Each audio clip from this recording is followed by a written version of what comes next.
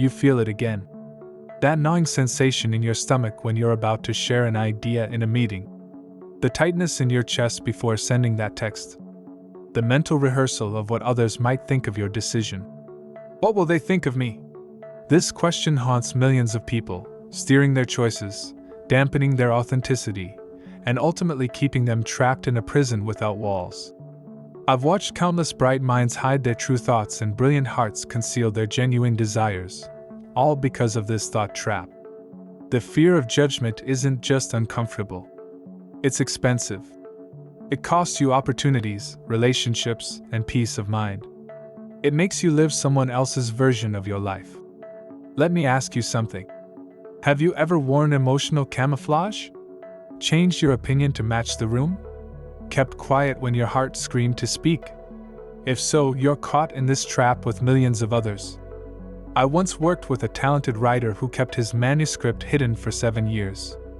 Not because it wasn't good, it was brilliant, but because he feared what his family might think of the raw, honest storytelling.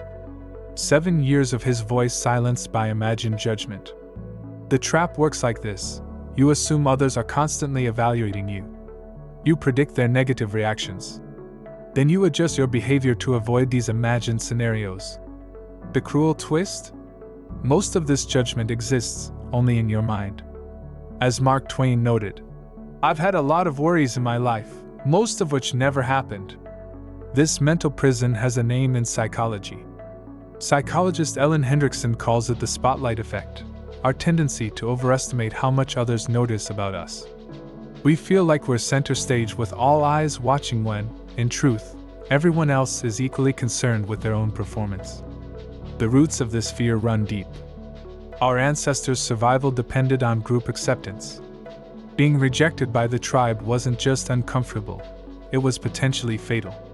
We've inherited this sensitivity to social judgment, but in a modern world where the stakes are usually just emotional, not mortal, your brain hasn't caught up to this reality.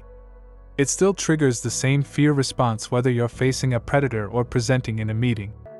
The amygdala, your brain's alarm system, doesn't distinguish between physical and social threats. Both feel equally dangerous. This fear affects your decision-making in subtle ways. Research from the University of Chicago found that fear of negative evaluation leads people to conform more, take fewer risks, and express less creativity. The potential for judgment literally shrinks your life. I remember talking with a successful executive who admitted he chose his career path entirely based on what would impress others. 20 years into a prestigious but personally unsatisfying career, he realized he'd been living for an audience that wasn't even watching that closely. "I built my life around avoiding disappointment in others' eyes," he told me. "Now I realize those others were too busy with their own lives to keep score of mine." This trap becomes particularly dangerous because it's self-reinforcing. The more you worry about judgment, the more you notice potential signs of it. Your brain becomes a judgment detection machine, finding evidence even when none exists. Someone doesn't respond to your text right away? They must be upset with you. A colleague gives brief feedback? They must think your work is terrible. Your friend seems distracted? You must have said something wrong. None of this might be true, but your judgment-focused brain will convince you otherwise. The philosopher Epictetus addressed this trap nearly 2,000 years ago. "Make the best use of what is in your power, and take the rest as it happens. Some things are up to us, and some things are not up to us." Other people's thoughts about you fall firmly in the "not up to us" category. Breaking free from this trap requires recognizing a fundamental truth: you cannot control what others think. Even if you could, their thoughts are shaped by their own experiences, biases, and moods, factors having nothing to do with you. Ryan Holiday, in his book, "The Obstacle is the Way," puts it bluntly. We spend a lot of time thinking about how others see us.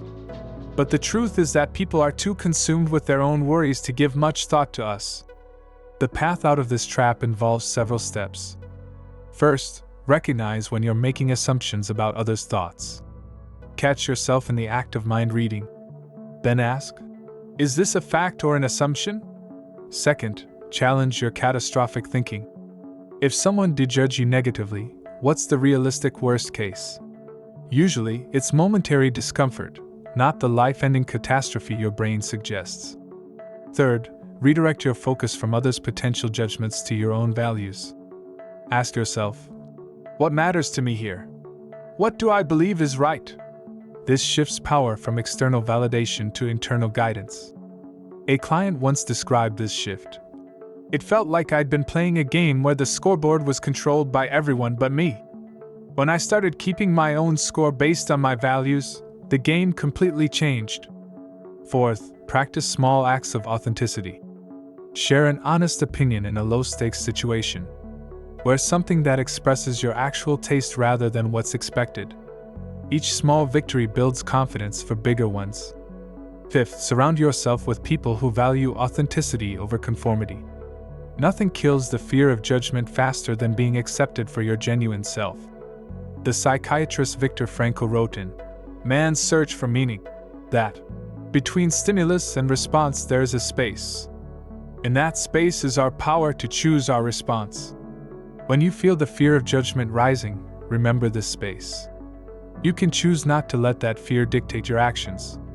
Consider this: people who make history rarely do so by seeking approval. Martin Luther King Jr. didn't change America by saying what everyone already agreed with. Malala Yousafzai didn't advance girls' education by avoiding controversy. The most meaningful contributions often come from those willing to be judged. But this isn't just about world-changing acts. It's about everyday freedom. The freedom to express your authentic thoughts. The freedom to pursue what genuinely interests you. The freedom to live by your own definition of success. A study from the University of Houston found that the number one regret of dying patients wasn't work-related failures or missed opportunities. It was, I wish I'd had the courage to live a life true to myself, not the life others expected of me. The trap of fearing judgment keeps you playing small, keeping safe, and ultimately living a life designed around avoiding disapproval rather than pursuing meaning. What might change if you lived for the next 30 days without concern for others' judgments? What conversations would you have? What risks would you take? What parts of yourself would you express that have been hidden away? The irony is that authenticity often attracts more genuine connection than conformity ever could. As author Brené Brown discovered in her research, vulnerability, not perfection, is what creates true belonging. Tomorrow, when that familiar fear rises, remember, the prison of others' opinions exists primarily in your mind. The door has always been unlocked. You just need to be brave enough to walk through it. Your life is waiting on the other side.